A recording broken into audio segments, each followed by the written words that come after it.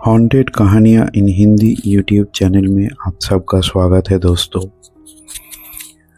आज मैं फिर आ गया हूँ कुछ नया कहानी लेके जो हमारे सब्सक्राइबर्स ने हमें मेल किया था।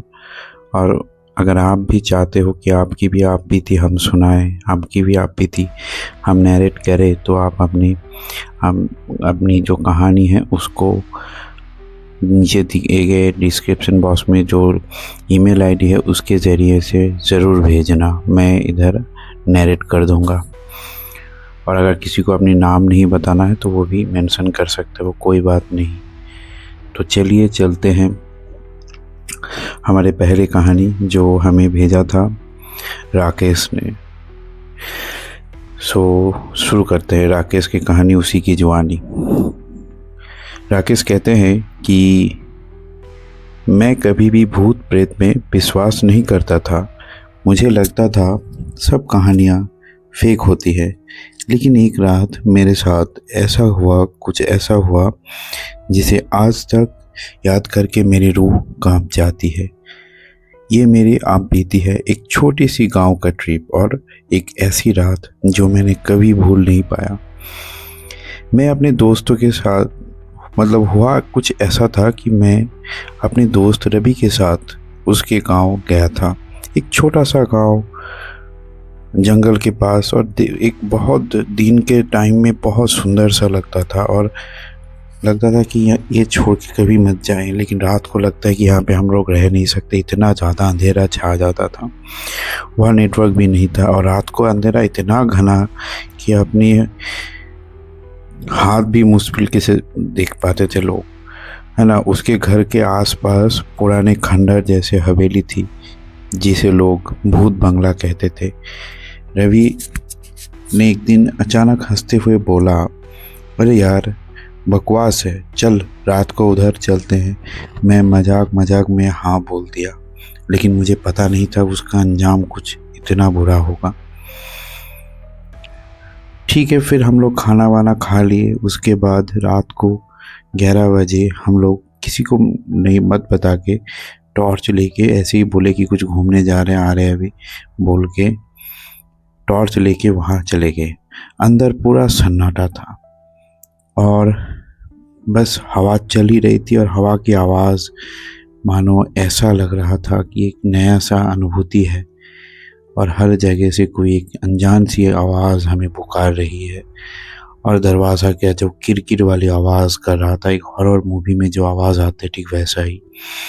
जब हम अंदर गए तो हवा थोड़ा और ठंडा हो गया, है ना। जो ठंडी सी एक अलग से एक झलकानी दे के चला गया ठंडे हवा गर्दन के पीछे से, और एक पुरानी कुर्सी अपने आप हिल रही थी। हमने सोचा हवा हो गई, क्योंकि जाहिर सी बात है ना, रात को ऐसा ही लगेगा कि हवा की वजह से ही खिड़की एक कुर्सी हिल रहा है।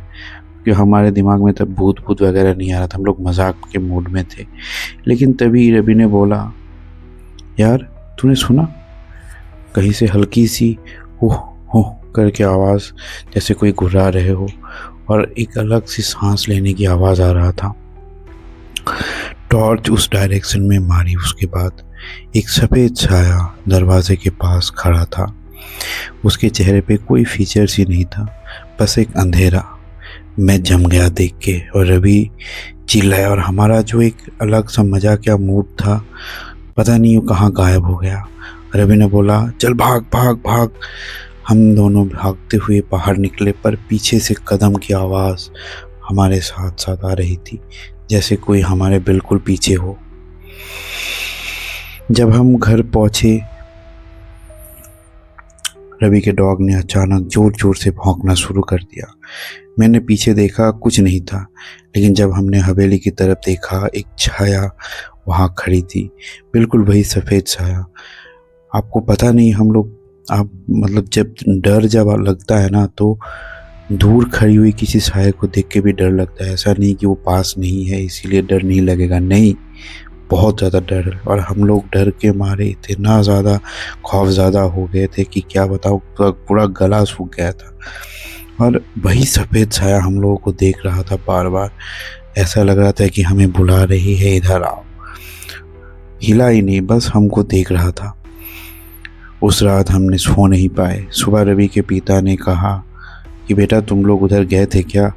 हम दोनों ने कहा हाँ गए थे। पहले मान नहीं रहे थे हम लोग की, लेकिन उन्होंने पता कर लिया था, इसीलिए हमें बहुत डांटा। फिर हमें उन्होंने बताया बेटा उधर कुछ दिन मतलब कुछ समय पहले उधर एक औरत का खून हुआ था, तब से कोई वहाँ नहीं जाता है, और जो जाता है वो वापस नहीं आता है। तुम दोनों खुशकिस्मत हो कि वापस आ गए। उस दिन के बाद से कभी मैं भूत प्रेत पे हंसी नहीं उड़ाता हूँ। वो रात मेरी ज़िंदगी का सच बन गया था। आज भी जब ये आँख बंद करता हूँ मुझे वो सफ़ेद साया याद आता है और एक ही बात सोचता हूँ, शायद कुछ चीज़ें हमारे समझ से बाहर होती है। और ये था हमारा पहला कहानी। अच्छा कैसा लगा कमेंट में ज़रूर बताना। अब चलते हैं हमारे अगले कहानी की तरफ।